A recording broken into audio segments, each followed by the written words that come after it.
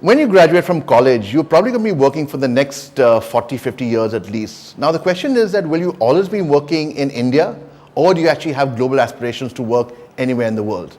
Now when you look at getting the degree that will actually help you get the job of your dreams anywhere in the world, in the UK, US, Singapore, Dubai, even China, you need to get a degree from an institution, a university that is well known, well ranked and well respected around the world.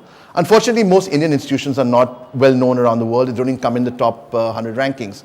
Getting a degree from a British university that is ranked among the top 100 will actually give you the ticket to a high-flying career anywhere in the world. You go with a British degree, an undergraduate BBA, a postgraduate MBA from a top university like Anglia Ruskin University, University of Bolton, University of West Scotland, Buckinghamshire, any of those top universities. Go to a recruiter in Dubai, Singapore, China, UK, US, and you will get the respect that you deserve and get the job that you deserve.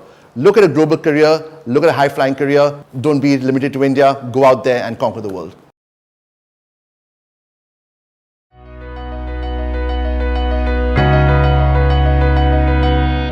Feel those vibes, and I just joined it. Most of you are what, 21, 22, right? You've got the next 8-9 years. I want to learn more about marketing.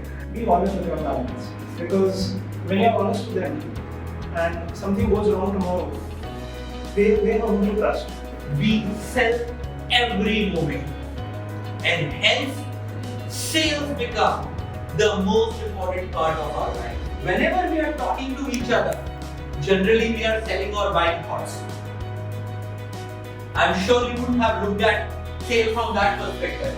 Right from the time you browse through a list, there are at least 98 processes that are being run. 98.